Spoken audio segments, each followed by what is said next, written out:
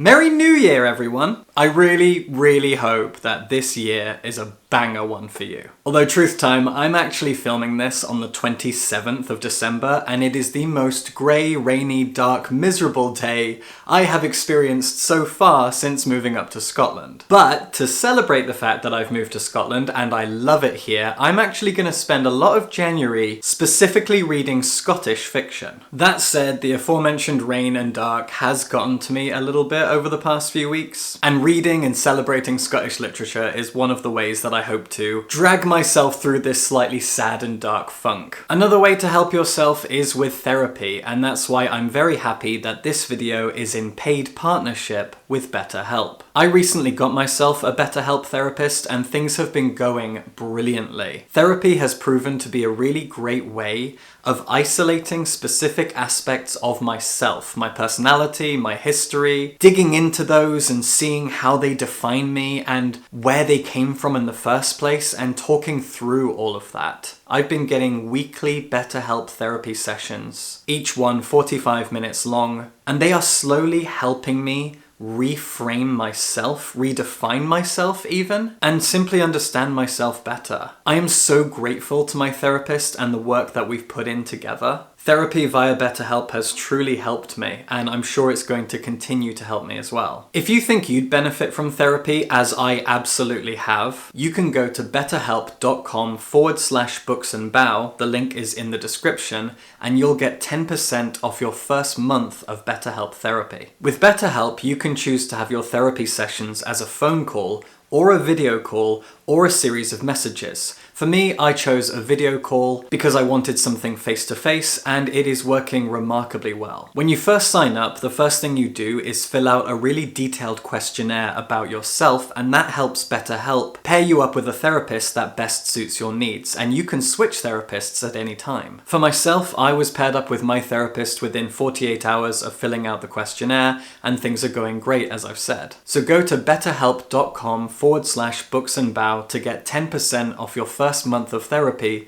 with BetterHelp. As I said, I am planning on spending January reading a bunch of good Scottish fiction. And the selection of books that I've chosen is actually pretty varied in terms of genre, and I'm excited to talk about them. But I also have a few other things mixed in as well, including some review copies. So let's start there. My first book review of this year is probably going to be Not a River by Selva Almada, translated from the Spanish into English by Annie McDermott. I love Annie's translation, and Selva Almada is my favourite Argentinian author. I have talked many times on this channel about the fact that I love Argentinian fiction. Mariana Enriquez, Agustina Bazterrica, and Selva Almada are some of my favourite Argentinian authors. I was actually lucky enough, thanks to Chaco Press, to interview Selva Almada a little while ago, and that was one of the proudest moments of my career. So far, Chaco Press have translated and published Brickmakers, The Wind That Lays Waste, and Dead Girls. And now we have Not a River. This is the third in a trilogy that started with The Wind That Lays Waste, was followed up by Brickmakers, and now we have this. They're not a trilogy in any narrative sense, just in a thematic sense. 3 novels that are about masculinity in some way. Selva Almada is an incredibly wise and forward-thinking feminist author, and I'm so excited to read and review Not a River. The Wind That Lays Waste is one of my favourite novels, full stop. An incredible, Waiting for Godot-esque, short piece of fiction about religion and toxic masculinity. Brickmakers, if you've read it, you'll know it is a harrowing book about patriarchy and inherited traumas and inherited abuse mechanics, I guess you could call them. It's a truly difficult book to read, but a really incredible one. And now I finally get to read and review Not a River, so this review will be coming very soon. Here's something really cool. This is Poor Things by Alistair Gray. I have a lot to say about this, and I haven't even read it yet. First off, Alistair Gray is considered the great Scottish author of the 20th century, and I'm very excited to finally read this. It's also a very Frankenstein-inspired story, and Frankenstein is my favourite novel, so I'm very, very excited to check this out. It's set in 19th century Glasgow, and it's about a scientist, and the thing that really pushed me into reading this is the fact that we have a film adaptation of it now. If you haven't yet seen it, as I haven't, the film adaptation of Poor Things is by Greek filmmaker Yorgos Lanthimos. He directed 3 of my favourite films of all time: The Lobster, The Killing of a Sacred Deer, and The Favourite. The Favourite is incredible, I probably don't need to tell you that, and it also got Olivia Colman her Oscar. And Lanthimos has now adapted to film Poor Things, so I'm gonna go see the film when it reaches the UK in a few weeks, and I'm also going to read the book, and maybe I'll do some kind of video combining the two, comparing the book and the film. I'm not sure yet, but I'll think of something fun. Suggest something fun if you can think of a way for me to combine those two into a video. I'm gonna read the novel, I'm gonna watch the film, and I really, really can't wait. Kirsty Logan is an amazing Glasgow-based author of dark, gothic, and horror fiction, and until this point, the only book of hers I've actually read is her novel Now She Is Witch, which was the first book that I talked about in a dedicated video in January 2023. But her most famous work is arguably this collection of interconnected stories, Things We Say in the Dark. I've never read this before. I meant to read it when it came out, and it's been quite a while since then, and I'm finally going to read it, amongst all of these other great Scottish books. I have talked to a surprisingly large number of people who call this their favourite book. It's happened quite a few times, and now is my time to finally read it. So that's an historical gothic novel and a collection of dark and spooky stories. And now we have a very new piece of Scottish science fiction. The Pharmacist by Rochelle Atala is a post-apocalyptic science fiction novel set in a bunker. And our protagonist is the pharmacist of that bunker. I haven't read this yet, so that's all I know. Post-apocalypse, science fiction, bunker. But according to reviews, it is a very, very thrilling page-turner, and I'm very, very excited to get to it. I've never read her before, but I was in the big Waterstones in the centre of Glasgow. I saw this in the sci-fi and fantasy section. It's signed, it's new, and there was something about it that just spoke to me. I'm not usually the kind of person who just randomly reaches for a book in a bookshop and tries it out, because books cost money, and I like to be a bit more careful than that. I like to think about it, I like to mull it over, maybe get it from the library instead. But I was in that shop a few weeks ago looking for a specific book, and as I got that book I was looking for, this just caught my eye. Right in the corner of my eye, it was just sitting there, and I thought, ooh, hello. Post-apocalypse, science fiction, bunker, Scottish fiction, let's do it. So let's hope it's a good one. Here's something really, really cool and special. This is Haunted Voices, an anthology collection of dark, gothic, and spooky Scottish tales. Some of the stories in here, as I understand it, are retellings of classic folk legends from Scotland, and others are folk and Scotland-inspired modern stories. There's a host of Scottish and Scotland-based authors in here, including Kirsty Logan, and they are all telling stories about Scotland, about folklore, and they're all gothic and scary and dark. This was published by Haunt, a Scotland-based publishing house, who put out some really, really amazing stuff. Everything they publish is dark, it is scary, it is gothic. I got Haunted Voices quite a while ago, and I actually planned on reading this the moment I moved up to Scotland,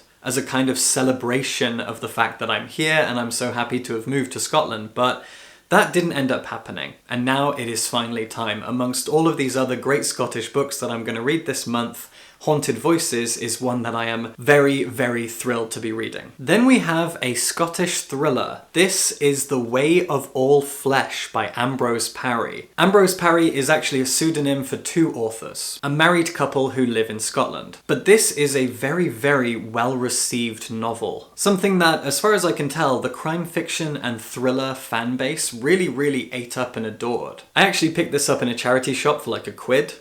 I'd had my eye on it for a while, because I am increasingly enjoying crime and thriller fiction more and more, and this is actually based in 19th century Edinburgh, so it's got an historical gothic twist to the crime formula. I said that all of these Scottish books were quite varied in genre, but I've realised that they all have one underlying thing in common, which is that they are all dark. An anthology, a short story collection, a historical novel, a crime novel, a sci-fi novel, they're all slightly different, but they're all dark, they're all gothic, and of course they're all Scottish, but Scotland is known for its dark fiction, its gothic fiction, and its crime fiction, so that makes sense. I really think January is going to be a super fun month thanks to all these awesome Scottish books I'm going to check out. This month I'm also going to be reading Minor Detail by Palestinian author Adania Shibli. This was translated from the Arabic by Elizabeth Jacquet, and it was published in the UK by Fitzcarraldo Editions. This novel begins a year after the Nakba, and as far as I understand, it takes us through to the modern day. It's a book that a lot of people have been reading recently, for obvious reasons, and I'll have a lot more to say about it when I've actually read it. But needless to say, I am thrilled that Minor Detail is getting lots of love and attention right now. It needs it, it deserves it. We should all be reading and promoting all kinds of Palestinian art, including Palestinian fiction like Minor Detail. So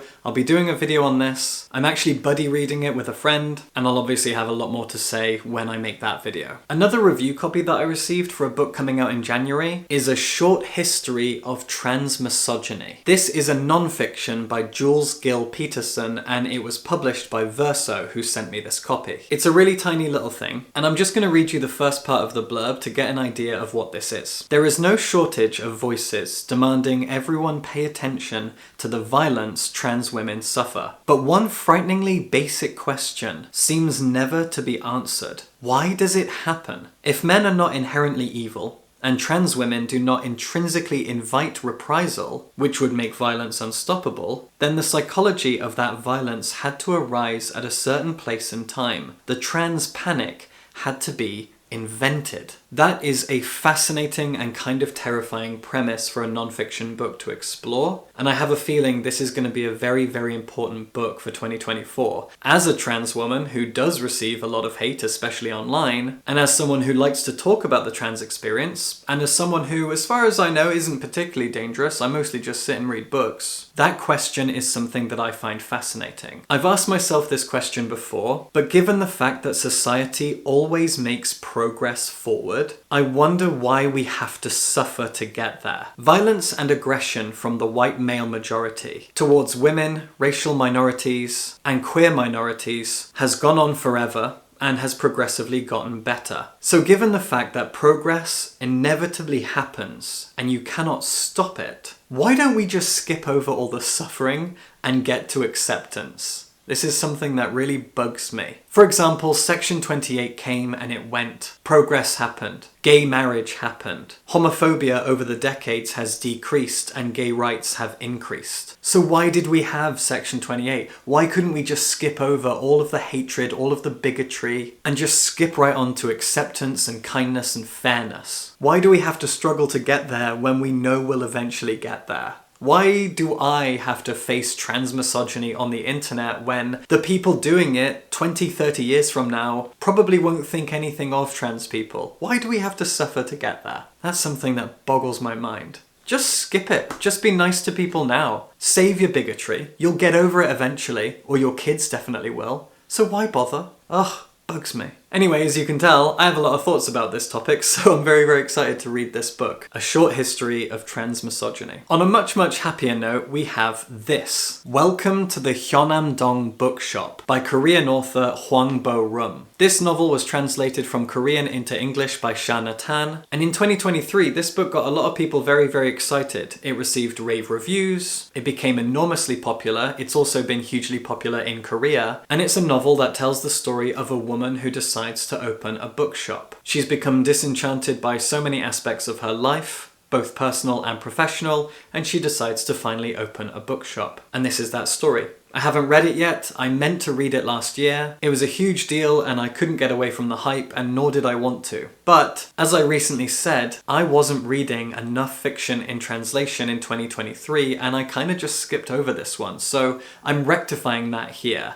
This is probably going to be an incredibly cozy and sweet Korean novel, and I cannot wait to read it. I actually might read it first. This might be the book on this stack that I get to immediately before anything else. And finally, another review copy that I received is Hell and Death by Oscar Jensen. This book comes out in January, and the best thing I can say about it right now, given that I haven't read it, is the effort that went into this book being sent to me by Viper Press. I made a short video out of this that you can go track down, but when I received this a few days before Christmas, it came in a beautiful box with these incredibly detailed and so beautifully made little cards and decorations, a small bottle of wine, a note that was written specifically to me in a wax-sealed envelope. It was insane. The marketing team at Viper went all out with this book. The detail, everything that was in that box, it was so lovingly presented and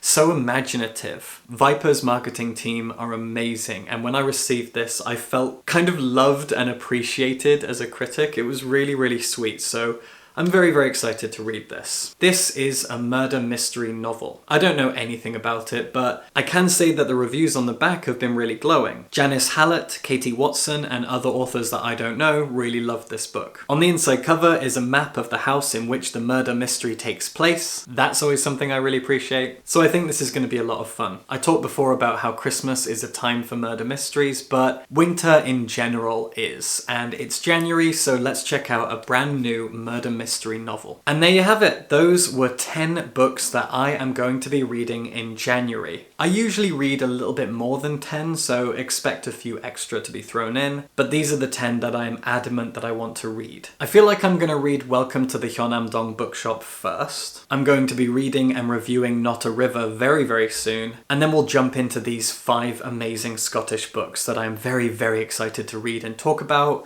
I might do a dedicated video for each one, but I'll definitely be doing a full wrap-up of these 5 books and what I thought of them all, as I celebrate the fact that I live in Scotland and I love it here. I hope you enjoyed. Happy New Year. Subscribe for books.